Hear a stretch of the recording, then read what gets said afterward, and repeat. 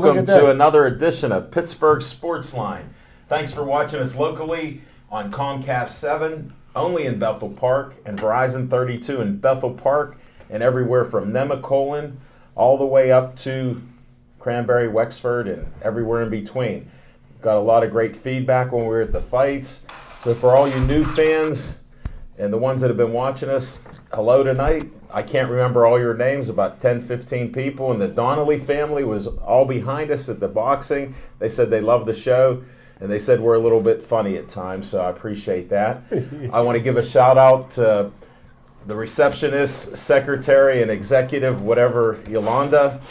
Hello, we'll see you tomorrow. She always has a good word to say. She calls me the jazz and sports guy. So hello to you, and I'm Al Levine, the talking machine. We got Chip the Prophet Hayner next to me, Smoking Jim Frazier, and Zach Brenner. USA. I don't know what that's about. That's where we live, but thanks, Zach. And we start with what's on your mind, and we're going to do that right now with Zach Brenner. What's on your mind, Zach? Well, Al Levine, the talking machine. Obviously, whenever I come out and chant USA, hysterically Smoking Jim Frazier, there's a soccer match taking place tonight in Canada. I believe it's going to kick off at about 8 p.m. for the U.S. women's national soccer team as they make a quest for the World Cup. I'm talking about it right now because I know No Show Harkins is not in the control room right now, so he probably never is going to see this. So I just talked a little bit. He's actually at some event with the Outlaws or something. He's supporting them. But what's really on my mind tonight, folks, and no, it's not the Pirates. I'm sure you're going to get a healthy dose of those battling buccos as the show progresses here. It's the number 23. That's what's on my mind tonight, folks. 2 number 23s. The first one hails from good old city of Prayer, Clareton, PA, and that's none other than Tyler Boyd, who has now been charged with DUI in Jefferson Hills the other night. And I couldn't be more upset and frustrated with this young man. You were a potential first-round draft pick, second-round draft pick at worst, and you get caught drinking and driving. He's not even old enough to drink yet, Smoking Jim Frazier. Wow. So he's in a little bit of a pickle there. And the thing that hurts most for Mr. Boyd is the officer that got him in Jefferson Hills is notorious for he cannot be bought. He cannot be bribed. He makes no deals. So Tyler Boyd's going to get the book thrown at him in Jefferson Hills. So stay in Clareton, that number 23. The other number 23 that I want to talk about tonight, folks, is LeBron James, and why I believe that, you know what, this is going to be the first time in a while, Smoking Jim Frazier, that even if the Warriors win tonight, LeBron James has a really great chance for being named the MVP of the final series. For one reason and one reason only. This thing would be a sweep. It'd be over if LeBron James wasn't on the court. That's how abysmal Cleveland's been, the rest of the team. You know, LeBron James is the only highlight reel material for Cleveland since Love and Irving went down. But, you know, and the last thing, folks, is I want to talk about the distraction that's in Canada and that's now coming back to America and Michael Sam's. I said it in 2013 when he was named the SEC Defensive Player of the Year, that I believe that there was it was a little bit too early to buy into the hype with this man. He's what Smoking Jim likes to call a tweener. He's not really big and strong and fast enough to be a D lineman, and he's really not talented or skilled enough to be a linebacker. So where you fill in on the field is beyond me. I guess that's why he's not on the field. But he subsequently got booted and went to Canada to try to play in the CFL. And somebody told him that he couldn't play or whatever. He went and potted in his hotel room and flew back to the States. So that has nothing to do with this man's orientation, which caused the big stir when he came out of the closet back in 2013. But what the moral of the story is Michael Sam's cannot play football at the level required to play football on Earth. And that's what's on my mind tonight, folks. I only counted 4 things on your mind, Zach, so not too shabby. Smoking Jim Frazier, what's on your mind? And I heard you were going to give a shout-out. Thanks, Al Levine, the talking machine. And if you want the green, it's coming at you. You got to see Levine. My old option quarterback days coming back at you. But, hey, shout-out for Al Levine from Katy. from Duke's Rib House. I was there for lunch today, and a business meeting. I believe that's her name. Katie Ann, yeah. actually. Katie Ann. She took care of us at the last Pittsburgh Sportsline show.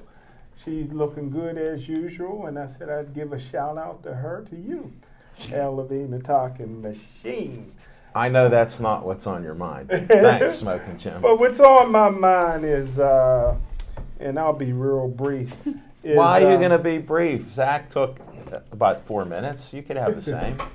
But some of the greatest athletes in the WPIL history has played at Clairton High School, and I can't really remember any graduate of Clairton High School in the NBA, NHL, MLB, or the NFL, and a lot of the reasons for that is most of the guys from Clairton get caught up in either women and wine, and it kind of ruins their career, which led me to Tyler Boyd, outstanding young man who Little Z had already mentioned was picked up for underage drinking and a DUI charge.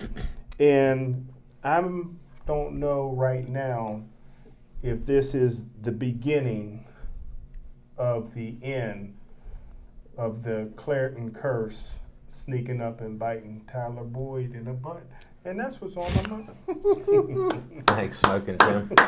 I can see why you mentioned certain communities and why you're not popular in certain communities. And I just say, why can't we all get along and pray for the young man instead of dumping on him, that he does change his ways and gets a second chance? Dumping on him? It was stupid. Utterly stupid. Seriously, Levine, that's utterly stupid. How old is he?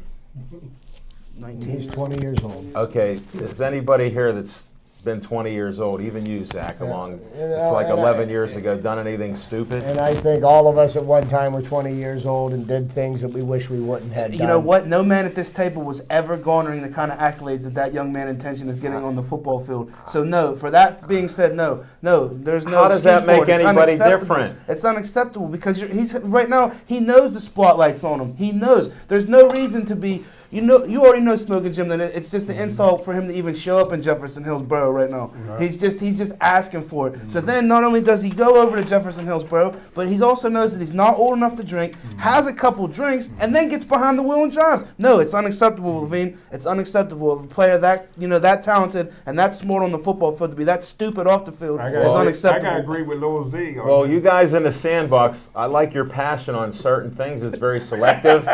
So the next time there's domestic abuse, instead of you guys laughing some of it off, no matter who they are, and saying you take them on a team, I hope you feel the same way. Because I get a little fired up because I appreciate that passion, but I don't see it when somebody else is. And you're telling me, yeah, they should get a second chance. And I say no chance on that. Can I ask you one question, Al Levine? You can ask me two. And Chipkin, and not to cut in on what's on your mind. We But didn't even speaking get of to domestic violence, yes, domestic violence was initially written up to protect the weaker sex. But there was a WNBA couple who was married. Brittany Griner. And they both got hit with domestic violence charges when they got in a fight with each other. How can that be? welcome to America today. There should not be a double standard, Jim, and I think that's what you are trying to pass. There should not be a double standard. You're reaching it should be so dealt far. with the same way, whether you're a man or a woman. I just want to know, where is Mrs. Frazier at? Dorothy, where are you? Because your son's saying all this kind of stuff, and I know if you and your husband heard this and watched the show, you might not be so protective of little Jimmy. And you know what, Levine? I would if Tyler Boyd wasn't the stud on the football field that he was, I wouldn't be so disappointed. You know what? He is a young man. He is human. But as Smoking Jim alluded to, there is a curse and a stigma that comes with being an all-star coming out of Clairton. Nobody's made it, like us Still Valley guys. So with that being said, I just feel that he knows going into it what the rivalry, what the standing is, where not to be, where to be. You know, come to Homestead, come to Munhall. Don't go to Jefferson Hills. They don't want you there to begin with. They didn't want to merge the schools when they tried to merge Clairton with TJ. So, that just goes to be said. I was suspending for 2 games. Well, we're not even talking about what you two would do, all right? I've had enough of it. So Moving forward. I'm looking for consistency. I'll play the film back on a lot of these tapes, and I'll see the hypocritical statements without even digging very deep. All right, we're moving on. It's Chip's time for What's on Your Mind, Chip? Well, thank you, Alan, and my esteemed colleagues to my left. But first thing on my mind is we crowned a champion last night. The Chicago Blackhawks have become the dynasty that the Pittsburgh Penguins have miserably failed at becoming. So congratulations to the Chicago Blackhawks. And I just want to go out on a limb, and I feel that there's going to be another champion crowned this evening. But what's on my mind this evening has to do with Major League Baseball. And, of course, it doesn't have anything to do with my beloved Buccos, and we'll go into detail about them a little later in the show. But it's about, the Major League Baseball All-Star Game and the mockery that's being made out of the process for selecting the players that play in the game. Now, here is what the rules are as far as being able to vote for the All-Star Game is that for every email account that you have, you're entitled to vote 35 times for each player. So, that being said, the Kansas City Royals last year, much were in the same position the Pirates were in 2013. They had not been to the playoffs in 27 or 28 years, and they made a run. They made it to the World Series.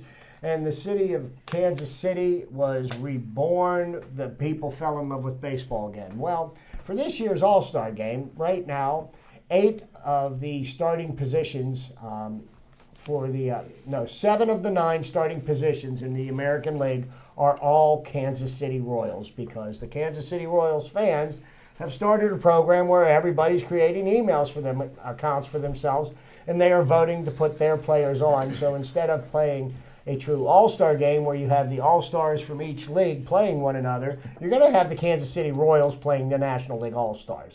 And I think that's really unfair to the other players that are quite amazing athletes throughout the rest of the American League. And the only American League player that is on the starting lineup is Mike Trout, who arguably may be the best player in baseball right now. So, I think, because there's this injustice going on, of course, what we should do is change the rules. I mean, we need to change everything. Somebody gets hurt by a flying baseball bat, and everybody wants to completely change the rules. And somebody trips over first base, and we want to make, we want to do something else. And I just What about home plate? Well, the home plate is pretty well level to the ground. It's not raised like the regular bases, so it's real hard to trip over it. No, but I mean the sliding in and Right. how you're allowed Right. So block the plate. So, They the changed All-Star Game is a game that is supposed to be for the fans, okay? And, they have a voting system in place, and the Kansas City Royals fans are taking advantage of it. And does Major League Baseball have the right to change the way players are selected into the All-Star Game? As much as I think it's ridiculous that the Kansas City Royals are going to field the full team for the All-Star Game, at this moment, this could all change. I don't think that they should change it because the game is an exhibition game and it is for the fans. And if the fans vote those 7 players in as starting players, then that's what the fans want to see, then that's what they should get. Nobody else should have any other say in who is selected for the team. Now, the thing I think that's ridiculous about the All-Star Game is that the All-Star Game should have any kind of impact over which team gets home field advantage in the World Series. I think that's ridiculous. The All-Star Game, it's a chance in the middle of the season to give the players a break and to let the top stars from each league have a game and play against one another for one evening. And I think, it really is an enjoyable evening. Why that should have something to do with who gets home field advantage in the World Series?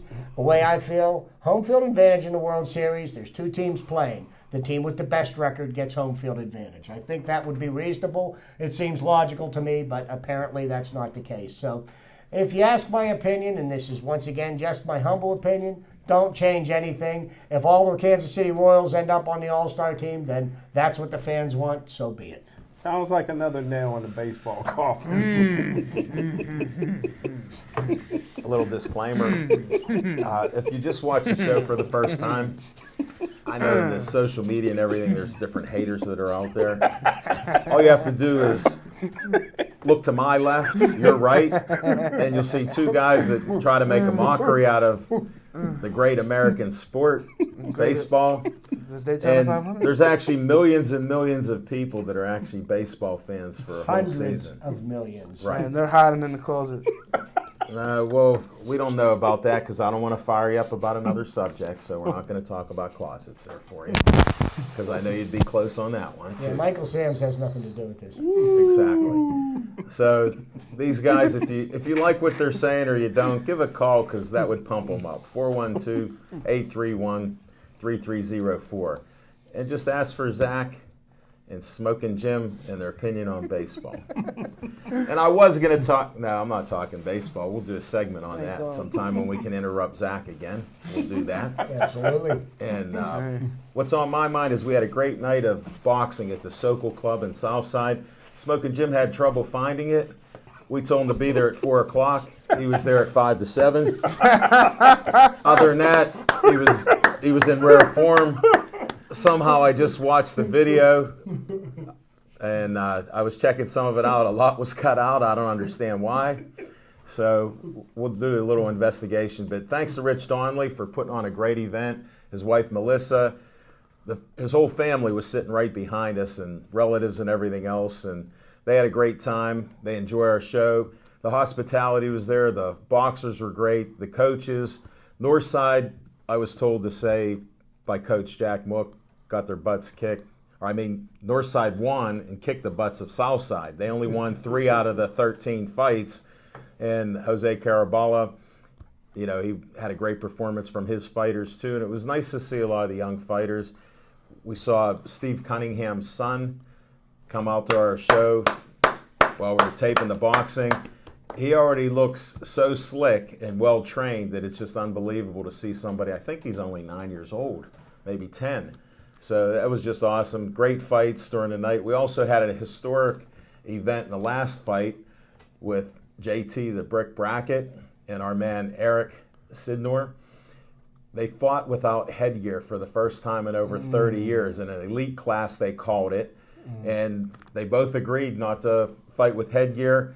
And the sad part about it is JT ended up getting an inadvertent headbutt, and they had to stop the fight due to injury. His eye was I think he really got punched tore up. in the face, Levine. I'm going to have to watch that replay.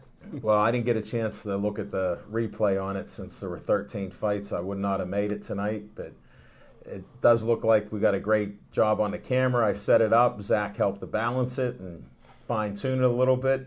Aaron Ward actually gets an assist since we had some difficulty with the mic, and we solved that issue thanks to Dave Cable, Bethel Park, for letting us venture out to Southside Showdown 2. You have to check it out. It may be up on Saturday night or Friday night fights, and you'll enjoy the boxing in our area. They also started a new Gold Badge tournament. This will be a series starting in July, and we'll be doing one in Braddock on July 18th. So stay tuned for some more boxing. Smoking Jim said it's a really small gym and it's pretty safe there during the afternoon. So we'll be doing it about 7 o'clock at night. In Braddock? No, I'm sarcastic. It's going to be tight in there. I don't know where we're going to be. Well, we're going to be on the You're going street. to fight your way in and fight your way out. We're honored to be a part of it, so we'll do the best we can. And I'll send Smoking Jim and Zach in there first, and I have no fear. And that's what's on my mind. Great job, Al. And before I turn it over to the Smoking Jim, I wanted to give a shout out to Ryan. That was the best one slice of roasted garlic and sausage pizza that I've had. That was good. And I'm glad the boys got to enjoy the pepperoni. And he said, if you guys ever want to mix it up with like Sicilian pizza or some other combination of pizza, let him know at Olive Oil's Pizzeria, 412-831-1900. And you can call them right now and say the talking machine in Pittsburgh Sportsline said, get your pizza there and hoagies and everything else. Thank you. And thanks for being a sponsor, Olive Oil's Pizzeria. Now we're going to some of our segments here. how about some fiction and fact from Smoking Jim's Almanac? Thanks, Al Levine, the talking machine. And just to piggyback on you, the North Side did a nice job by beating the South Side. And we know that the East Side will beat the North Side every day of the week and twice on Sunday. But what's on my mind? Oh, another disclaimer. They're doing North Side and South Side. So what category are you in? I heard it's South Side. Stay away from the beast. I heard it's South Side. I heard East is South Side. By his quietness, he's with South Side. They got their butts kicked. Next. Fiction and fact from Spoken. Oh, that was the fiction segment. We got fact coming up. Coming up. But we're going back to 2011, and I was at the Stowe Rocks championship game where they lost, and after the game, I talked to the coach from Clairton, and at that time, the greatest player probably in the state already signed a scholarship to Pitt. He was a senior named Trenton Coles. He was a two-time state 100-meter and 200-meter dash champion, prototype size as far as a receiver or defensive back. He even kicked extra points for Clairton. And after the game, another victory by Clairton, I asked Coach Nola when I caught him in the locker room, and I says, Coach, I says, what was the difference between you and an undefeated Stowe Rocks team who was ranked number 2 in the state at that particular time? He says, the difference is we got Tyler Boyd and they don't. And I was like, who? Because, you really never heard of Tyler. Was only a junior then, but Clairton had so many great players. And Trenton Coles was a guy that was getting the most of the ink because he was a fast guy, one of the fastest guys in the country, and already signed with Pitt. But the next year, there was no doubt about who Tyler Boyd was for a career. His record at Clairton was number 1. He won 4 WPIL championships. His record as a 3-year starter was 63-1. He scored 117 touchdowns. As a senior running back, he ran for over 2,500 yards and 43 touchdowns. He was MVP of the Big 33 game versus Maryland, and he scored 5 different ways. Opening kickoff, he went 91 yards for a touchdown. He threw a 68-yard halfback pass. He ran for a 4-yard touchdown, and he caught 2 touchdown passes of 15 and 6 yards. So this is a young man, Tyler Boyd, who Coach Nola recognized as a very early age was head and shoulders above all the other great players that came through that program. And next year, Tyler Boyd has a very good chance of entering the NFL draft after his junior season and being a first-round draft choice. So that's my fiction and fact from Smoking Jim's Almanac. Thanks, Smoking Jim. I just have a question, though. I'll drink to that. No. What if he's suspended now? Well, if he's suspended for the first couple of games, which I would do if I was coach, I was suspending for the first couple of games. I think they can beat Youngstown State without him. I don't know. The Penguins gave us a hard time a couple of years ago.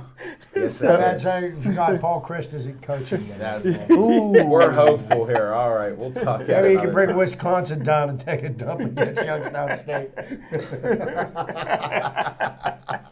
All right, let's go to Chip's trivia time. Thank you very much, Alan. And got some interesting little items here, and I always like to throw my good friend Alan here a little bone. But now on June 10th, 1921, Babe Ruth became baseball's all-time home run leader when he hit his 120th home run off of Cleveland's Jim Bagby in the 3rd inning. That's awesome. 21. That was a record that stood till 1974 when the great Hank Aaron passed the Babe. I love him, Jim. And on June 15th in 1938, another feat that I think will never be accomplished again happened. Johnny Vandermeer pitched the 2nd consecutive no-hitter The previous game he had a no-hitter. He had back-to-back no-hitters in consecutive starts. That's a record I think that will never be equaled. Also, on June 12th, 1970, and a monumental day in Pittsburgh Pirate history, and then it's also a infamous day in sporting history, and none other than Doc Ellis of the Pirates hurled a 2-0 no-hitter in the first game of a doubleheader against the San Diego Padres. Doc Ellis walked 8 batters and hit a batter, and Willie Stargell hit 2 home runs for a Pirate victory. Now, the thing that's unique about this game is that years later, Doc Ellis went around and told all the sports reporters that he was under the influence of LSD when he pitched the no-hitter, which, of course, none of the reporters believed, and that's what the doc said. About it. But so theoretically, June 12th, 1970 was the day that Doc Ellis pitched a no-hitter high. June 11th, 1990, Nolan Ryan pitched his, then at the time, record 6th no-hitter of his career, which he followed up shortly afterwards with his record 7th career no-hitter. I don't believe there's any other pitcher that has more than 4, and I do remember the one of most significance that had 4 no-hitters was one of Alan Levine's favorite pitchers of his childhood was Sandy Koufax. Another interesting little tidbit here, in 1991, June 16th, a rookie pitcher named Andy Ashby, somebody of little or no note, struck out the side in the 4th inning against the Cincinnati Reds on 9 pitches. It was the 12th time in National League history that this has been accomplished, and the first time by a Phillies pitcher. But that is a pretty impressive statistic to strike out the side on 9 pitches. And because of my love of the game of baseball and my dislike for the pitch count, which is something that I have talked about ad nauseum over the years past, thank you to my friend Alan here for posting a post of an accomplishment that was made on June the 14th, 1975 by none other than one of my favorite pitchers of all time, Nolan Ryan. Nolan Ryan pitched 13 innings. He struck out 19 batters in the 13 innings. And his pitch count for that game was 235 pitches. That's more pitches than are thrown probably in 3 games by most major league starters at this stage. And the funny part at the end of that was his arm didn't fall off, and he went on to be one of the greatest pitchers of all time. Now, speaking of greatest pitchers of all time, the awards given out for the American League, Best Pitcher in the American League, Best Pitcher in the National League, and it's called the Cy Young Award. And Cy Young is known as the greatest pitcher in baseball history, 511 victories. Well, I stumbled across some information while I was researching some baseball history, as I'm wont to do, and there was a pitcher that is the 2nd greatest pitcher in baseball history. His nickname was the Big Train. His name was Walter Johnson. And just to briefly highlight some of his career accomplishments, Walter Johnson pitched for 21 years in the major leagues. He pitched in 802 games. He pitched 5,914 innings. His one-loss record was 417 wins and 279 losses. His career earned run average, 2.19. That's an absolutely amazing ERA over a period of 800 games. He had the major league record for 55 years of 3,508 strikeouts against 1,363 walks. That record stood for 55 years until it was broken in 1983 by 3 pitchers. First by Nolan Ryan, second by Steve Carlton of the Phillies, and Gaylord Perry, which played for a host of other teams and may have been pitching for the Braves at that time. I'm not quite sure. Walter Johnson's other accomplishments, 110 career shutouts, the most shutouts by any pitcher in Major League Baseball history. He's 4th all-time in complete games with 531. I'm telling you what, there haven't been 531 complete games in this century pitched in baseball. Wow. Okay? Wow. And, he had 12 20-win seasons. He had 10 of them in a row. that's getting pretty close to wrapping it up. And, Zach, I know, always ridicules me for my love of the Pirates and the love of baseball. But, when I was a child growing up watching the Pirates won the World Series in 1960. They won a World Series in 1971. They won one in 79. But during the decade of the 70s, there was two teams. There's actually three teams that won the National League Eastern Division.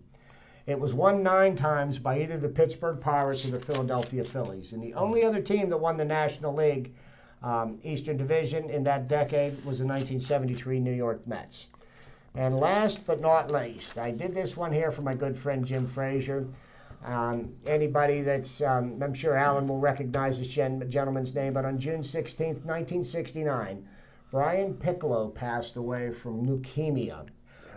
The significance of Brian Piccolo was the running back mate to Gale Sayers, and they were the first, I believe, pair to become roommates of mixed race. And it's a very, very sad time, and anybody that's my age or close to it ever saw the movie Brian Song, you know how much of a tearjerker that was. But it was June 16th, 1969 that Brian Piccolo passed away. But that's my trivia for this week. Great job. Great job. You didn't mention that the Big Train was one of the first 5 Hall of Famers, too. Oh, yeah? Yes. The inaugural class. Alan, I stand corrected. And he was not a unanimous pick into the Hall of Fame. And nobody has been yet. So. Nobody deserved it after that. That's for sure. Thanks, Tom Seaver claimed closest. He deserved it. You don't even know who he is. Tom, terrific.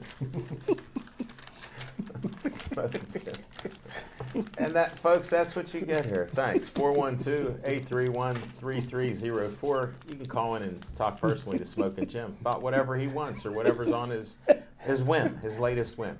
All right, Zach, I'm afraid to ask you a Z time. You covered 4 subjects on your initial.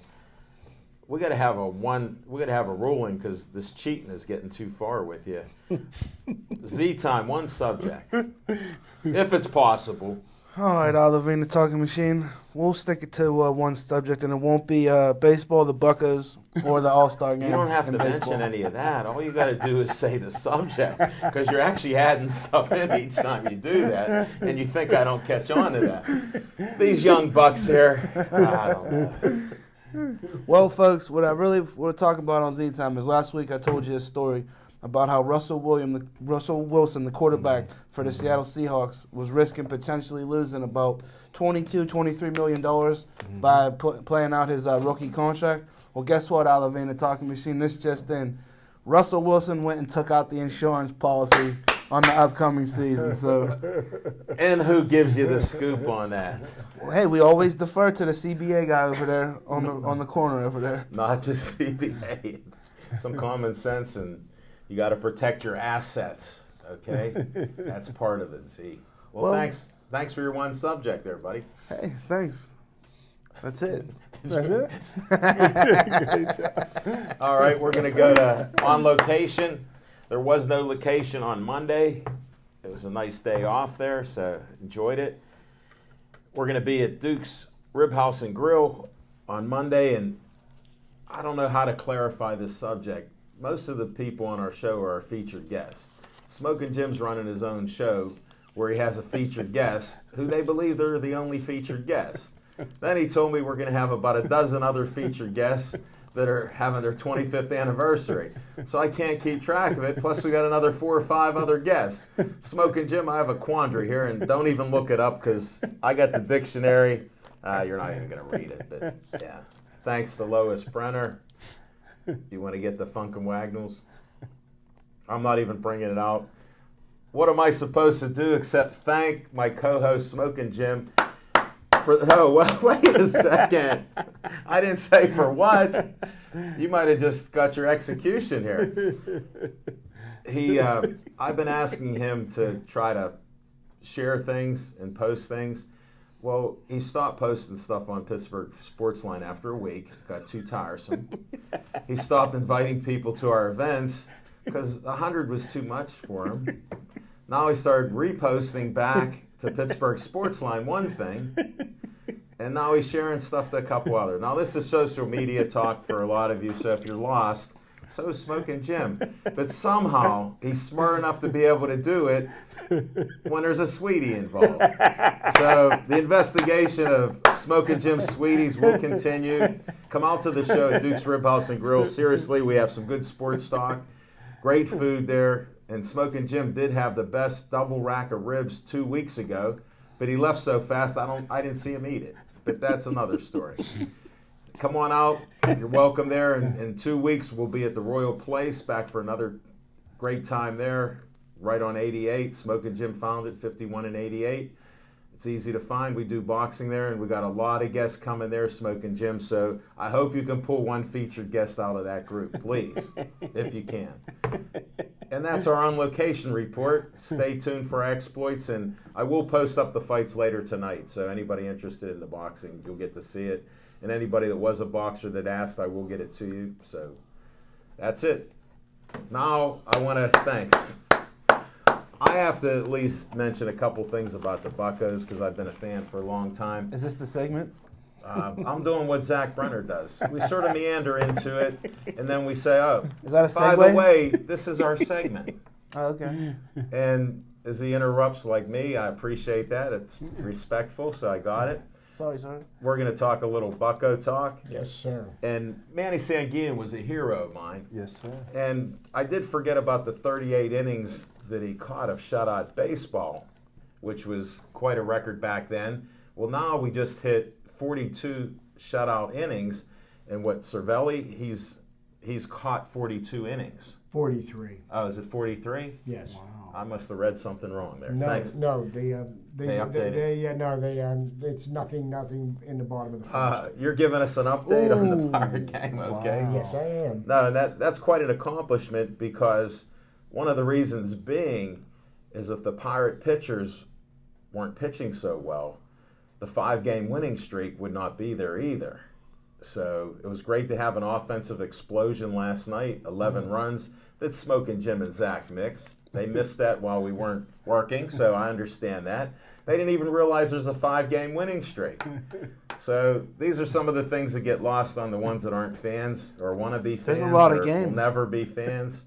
But this was one of the ones out of 162 games that you should have watched because you would have saw Bucco baseball, and that was like scoring, more than 10 points in a football game. What's that, a touchdown? Well, and 2 points and 3 Way points? more I was exciting. at the game last night, and the Pirates pounded the White Sox 11-0. 18 hits.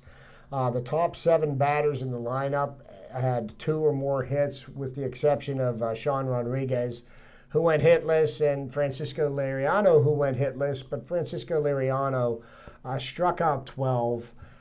Pitched 7 innings, 8 innings. pitched 8 innings of shutout baseball. 2 hits. He had a no-hitter going into the 5th. It was a great display of Pirate baseball. But speaking of what the Pirates have done in the last 5 games, the last 5 games during this streak, they've had 4 shutouts, and they played an extremely exciting game Saturday evening with Garrett Cole on the mound, becoming the Major League leading pitcher with 10 wins. Right now, arguably, Garrett Cole is the top, number 1 pitcher in Major League Baseball, and he's out of both leagues. Yes, he's pitching lights out. But there's the entire staff is pitching lights out, and that leads me to a different point here because it wasn't like it was. I watched the game on Sunday afternoon, and watching the game, driving home from the event that I was at Sunday evening. Already on the radio, you've got the sports talk show host crying for the Pirates to trade Gregory Polanco for Cole Hamels. The Pirates have to trade for Cole Hamels. Cole Hamels pitched an amazing game on Sunday. Lost. He pitched, A.J. Burnett pitched 9 innings of shutout baseball. Yeah. Got a no decision. The Pirates won in the bottom of the 38 years old. Yeah, in the bottom of the 11th. But, here's what the Pirates have right now. They've got a 5-man starting rotation. The number 5 man in their rotation is Jeff Locke. And Jeff Locke is a serviceable number 5 pitcher in the rotation. He's not a guy that is going to go out, that you can go out there and count on to shut down, but he's a guy that will battle, a guy that will keep the Pirates in the game. You can get to the wild card with him. Actually, And Smoking if they Jim, do, then so be it. they're You know the what first I mean? to interrupt our Smoking Jim buddy here, throwing the negative like Clareton stuff out there. For all you people in Clareton, Love you. Zach doesn't. He's being facetious. But What do you mean? That's I wouldn't be here if it wasn't for the lovely city of prayer. All right. Well, it's part of it. Smoking Jim, you're out of control. Getting back to the Are these Pirates and Buccos their for real? pitching staff. That's what I want to know. They're for the real. first you wild kidding me? card. They're in the first wild card position for you haters. Are you kidding me? The first wild card, which has been around for years. Are you kidding What's me? wrong with you two? So you know What is wrong? The cry to Skeptics. trade for Cole Hamels. I mean, if anybody wants to know how foolish of a statement that is to make, I want you to take a look at what the Pittsburgh Penguins have done in the last 5 years with this "we have to win now" mentality. They have traded away their entire farm system. doesn't They even have want to backed them up. They've backed themselves up against the cap, where they're not even truly a top contender for the Stanley Cup next year. Right. The Pirates have rebuilt their complete farm system. Their major league team is as good as any team in baseball and has as good a chance Took as 20 anybody years. to win it all. They're ranked number 4 in the major leagues by ESPN this afternoon. So, you know what? The Pirates have a combination of it all. They have good defense. They have starting pitching that's pitching lights out. They've got an offense that can light it up on any given night. And they can also have an offense that can barely score 1 run a night. But if you're only scoring 1 run and your pitching staff has given up 0, that's what leads to 5-game winning streaks. So right now, no changes. I don't think they need to make any changes at this point. And now Just let's hear keep some it going. contrary opinions. Because all this stuff. Not ahead. any contrary opinions, but you have to forgive me, Chip. Like I said, it took 20 years to get to where we're at now, and I'm just a little, sorry if I'm just a little bit skeptical.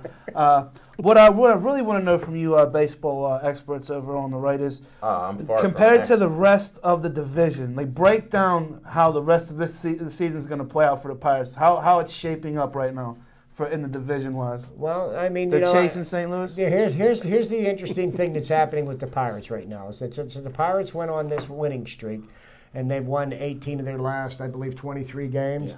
The St. Louis Cardinals have had the exact same record on the exact same night as the Pittsburgh Pirates. When we win, they win. When they lose, we lose. But to be honest with you, the wheels are falling off the St. Louis Cardinals. They've had a number of major injuries. It's going to catch up with them. We've got 13 games head-to-head against the St. Louis Cardinals, and that's where we're going to make up the ground that we need to make up to win the division, which, once again, in January, I made mention that the Pittsburgh Pirates would win, and I still stand by my story. They will win the division. The Pirates have as good a chance this year to win a championship as any team in Major League Baseball. Well, the nice thing is to be able to talk about Pirates and baseball at this time because Smoking Jim and Zach gave up after the first game. So they have no credibility on this subject. And 20 years of losing, I understand that. I mean, he was in diapers. So when you're in diapers and your team's losing, you still have those memories. And it's hard to get rid of them. But part of it is when things do change, you have to recognize there is a change. I was a disgruntled fan for a long time. I waited a couple years till I saw some light at the end of the tunnel, and it wasn't that train. It was the cold train. So he's helping us out. And I'm a believer because guys learn to pitch. When Cole come up, he reminded me of a young Zach Brenner who I heard about. That he could play the game, but he only wanted to play it his way. And he'd get mad. And then all of a sudden somebody do something he didn't like, he'd get even more mad. And guess what? He was taken out of the game. And he couldn't play anymore. So now he learned how to pitch and control that anger. And he's focusing. He has the talent. He throws 97, 98. He'll even get up to 100. So he got all the talent, all the tools. And it's part of putting it together. Like me, I didn't believe the management. I'm not a huge Nutting fan, and there's many reasons why. But what I do respect is when you hire baseball people and they play the game the right way by getting it through your farm system and everything else, even though the naysayers go, oh, they're not going to do anything. Major League Baseball changed the rules because the Pirates were signing everybody in the minor leagues and pumping up all these players so they'd have somebody to bring up. Do they have players that have come through the system? Yes.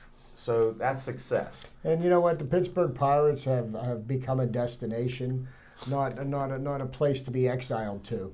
And speaking to Garrett Cole is developing. And if you're not watching what's going on here. You're watching the transformation of a young man who could throw the ball close to 100 miles an hour to becoming a major league pitcher. Saturday night, he didn't have his best stuff, but he fought, he battled. He kept the Pirates in the game, and ultimately he won. So and that's the sign. Contractually moving forward with this team, are all of those key players locked up? Are we in good shape for the next 3 or 4 years as far as like Yes. Cole, McCutcheon? Yes. Yes, Yes. We've got Cole for at least 3 more years. McCutcheon's locked up for 6. Marte's locked up. We've got 6 years on Polanco. We've got Liriano for 2 more years after this year. We've got Neil Walker for this year and next year. And Pedro Alvarez for this year and next year. And we've got prospects in the system that will replace them if we lose them. Who's been the catalyst, would you say? Neil Huntington should take all the credit for most of that? I'll tell you what, and then this will anger a lot of people. I think the person that needs to be given the most amount of credit is Bob Nutting, and I'll tell you the reason why. He hired a bunch of good baseball people, and then he stepped out of their way and let them do their jobs instead of trying to micromanage them. And that is the reason why this organization is headed in the direction it's going. Hey, you know what, folks? Hate it or love it, the Pirates are back. And that's what I'm hearing from the right side. The Buccos are back. They're back. Zach, by the time October rolls around, I'm going to have you wearing black and gold with a big old P on it. I don't know about that. My only fear is I don't know how St. Louis is doing it. They have a lot of talent in their system. They suffered major injuries that if the Bucks had the same injuries, I don't know where we would be. Well, and I will say this, you got to, if you're going to have to beat a team to become a division champion, I would want to have to beat the best team out there, and then the St. Louis Cardinals, hands down, are the best run organization in Major League Baseball. They are the blueprint that everyone else can follow. People are starting to copy what the Pirates were doing because look what they have done. Since 2010, we were the worst team in baseball with absolutely no prospects in our system. Since then, look where we're at. That's a huge turnaround. You Definitely. mean 2011. 2010, we won 57 games. What you win in 2011? 72. There's our baseball expert come out of the woodwork with nothing. Nothing again, I say. 72? That ain't for all of you Gateway that was graduates. An improvement of 15 games over the year before. Chip, I was trying to tell him about math at Gateway. It's suspect. He said he graduated there. We're looking into his transcripts right now.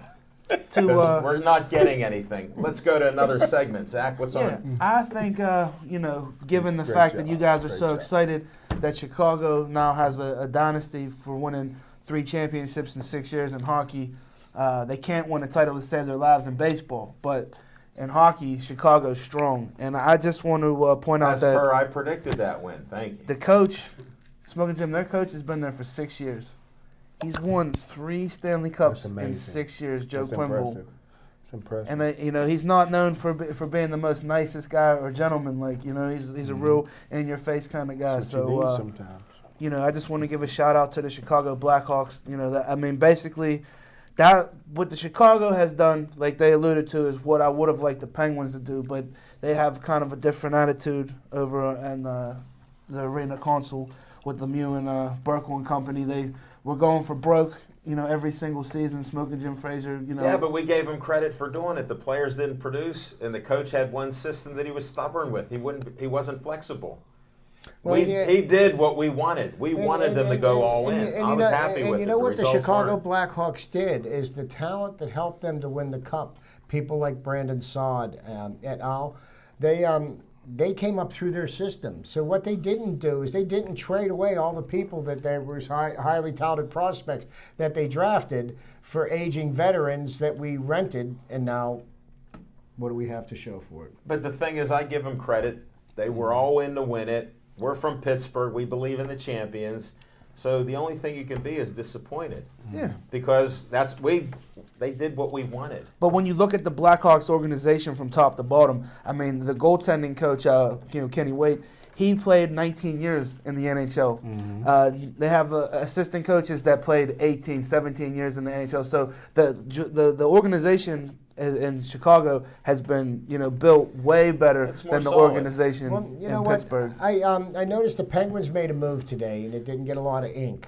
But the Penguins hired a couple of years ago, while Bilesman was still here, they hired a former NHL coach, Jacques Martin, who's a very well-respected hockey man. He is being brought on as an advisor to the head coach, and will be behind the bench, I believe, this year to help Mike Johnson become better. Because, Mike Johnson, the first year as an NHL head coach was this past year. He coached in the minors his entire career.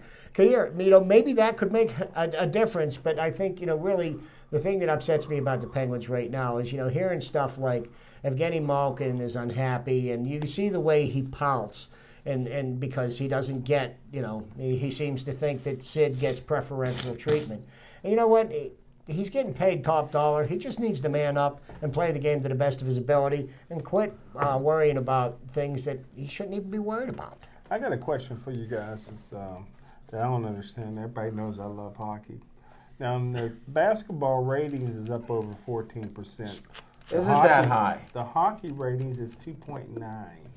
Yeah. Lord, how can we get more people interested in watching hockey on TV? Turn the TV Major markets? No, you know what? I can answer that question for you, Turn it Jim. on. What they have done with hockey You're not. is, in the 80s, the hockey was like, it was like fire wagon hockey. Their teams were, Mario Lemieux, Wayne Gretzky were scoring points like pinball machines. So they wanted to, get away from that. And in the mid-90s, the New Jersey Devils came in with their, with the shutting down the puck. So they grabbed, they held, Neutral zone trap. Neutral zone trap. Exactly, that was the word I was thinking of. Thanks, Zach. But so that led to Mario Lemieux becoming disillusioned and saying that the NHL hockey became a garage league. So there were rules in place to stop obstruction. Okay.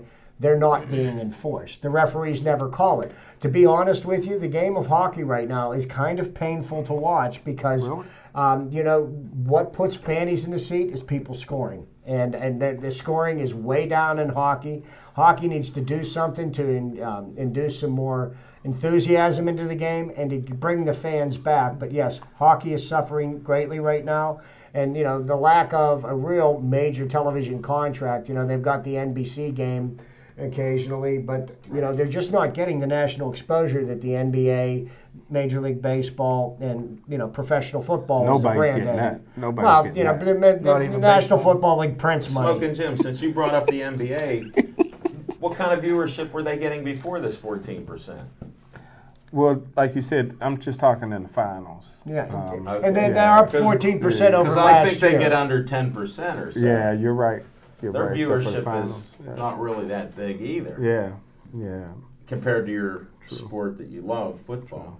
No, the king. not to Football is the true king. Not to knock the Penguins too much, but from what I'm hearing, and I continue to hear about these Pirates, Smoking Jim, that the Buccas are back and the Penguins are now on the back burner. We all know how we feel about the Steelers. We're in it every year in our hearts. Even if we're not, we're still in it. I'm in it. Even if you hate the coach, I'm with you guys. Even if you don't like Butler being put in because he's going to be similar to LeBeau and all this stuff like that, and he should have never been in there as Smoking Jim says. Even if they get D- and D+ every year, I'm a Steeler fan, so count me in. So, speaking that, we've talked about Penguins, we've talked about the Pirates. Pittsburgh Steelers started minicamp today. Minicamp started with a bang. Marquise Pouncey and the young man named Gathers got into a fight at minicamp on Tuesday, and I love to see some fire happening in minicamp. I want to believe in this Pittsburgh Steelers team. The thing that my big question mark is, I am really curious as to what type of defense we're going to put on the field. There's just so many question marks from the people that have left, and you've got question marks with Jarvis Jones. Is he an NFL outside linebacker? Ryan Shazier, is he an inside linebacker? You got Ken Dupree, Bud Dupree. We got Bud Dupree, who everybody says looks like he's got all the tools, but you know what? You can take all the tools in the workshop, and you can't. You may not be able to make anything with it. Yeah. Are the Steelers going to be able to play Steeler defense this year? Offense, lights out, no question. It's the tops in the leagues. But what are we going to do defensively? Before we go and crown either side of the ball, I think that the offense may not have the kind of success that it had last season. As you know, Smoking Jim, with film and with our stud running back being suspended for the beginning of the season, that's a lot of teams are gonna lock in on Antonio Brown, and I'm not sure at wide receiver who's really ready to step up and seize the reins. So I look for that matchup in training camp. The wide receivers. I'm a lot more concerned on offense, like I said, because it's hard to maintain consistency year after year in this league. So I'm more concerned that they don't take a step back on offense. The defense can't get any more burnt than it's been getting. So yes, it can. Yes, it can. Yeah, but they got too slow. As They're much still as too slow. as much as all we over. criticized the defense last year, it was a defense of a team who ended up with an 11-5 record. Thanks to Dick LeBeau. And an easy schedule. Well, you know what? I mean, Thank you. the one thing about professional sports is always going to be true. It's always in flux. There's always going to be change. And we got real comfortable having Dick LeBeau here for so long. But there was going to become a day when he was going to move on. And, sooner than opposed to later. I thought he should have still been around because you can have all the players in the world, but if they aren't that good, your scheme will not work. Right. And maybe he could have changed up things, but when you got players that can't tackle, Good point. that's one of the things that bothers me. But that can't tackling thing, that starts in college. And if you watch college football, the college football game scores are like basketball scores. Chip, and that's part of my point, that they drafted these players. Smoking Jim keeps saying, what were you, D+ this year now? Okay, well, that was an improvement, I thought. No, 1974 draft was a D+. Well, sure. Just like when they signed Donnie Shell. Why would they sign Donnie Shell as a free agent? And why isn't There's Donnie a guy Shell- that should be in that. Why isn't he in the Hall of Fame? That's what I want to know. And that's why we like talking our Steelers. Real quick, how do you guys feel that tonight the Warriors have a chance to win their first NBA championship, but LeBron James Since 1975. LeBron James could leave with the MVP of the final series? I'd give it to him. And that would not be the first time that a player has won an MVP in a losing cause. And I read some comments by LeBron James. And to be honest with you, I loved what he had to say. He said he would be upset if he won the MVP on a losing team because he didn't come here to win the MVP. He came to win the big prize. I would give LeBron James the MVP right after the third quarter. And again, Smoking Jim has no respect. He's a prejudiced man. You can just read his prejudice every time he speaks about it. If he loves a player and he can't shoot the last shot, you'll never hear that. Never let the facts get in the way of any of your opinions. No, Jim hit it on here because in the fourth quarter of Sunday night's game, LeBron put up an egg and Steph Curry put up 17 points. Did you hear what he Let's not said? lose sight of that. He said he was gassed. He was gassed. I don't He know about admitted. all that. He said he was gassed. He was out of any juice. As we wind down, that game tips off at 9 p.m. Eastern time tonight. If any of you guys on Cleveland could step up, man, and force this to a Game 7, it would be awesome. So far, we've been treated to a great NHL playoffs, and right now the NBA Finals is living up to the bill. With the NBA, just real short, I'm glad it wasn't in 5. Smoking Jim lost another house. Yep. He was wavering on it after Cleveland looked strong, but he's back on board, and that's it, folks. Chip, thanks for being here. Smoking Jim, thanks for your comedic relief, your sweeties. Zach Brenner, thanks for starting out the show with only 4 things. I appreciate it. And I'm Al Levine, the Talking Machine. Thanks for watching us. I forgot to say we're at 4636 on the likes on Facebook. So, Jim Aj, I saved it for the end. You got to watch the whole show. Everybody, thanks for watching us on TV. And can you please pump up the YouTube viewership for Zach Brenner? He's got a contest going on. Be safe. Stay Joey strong.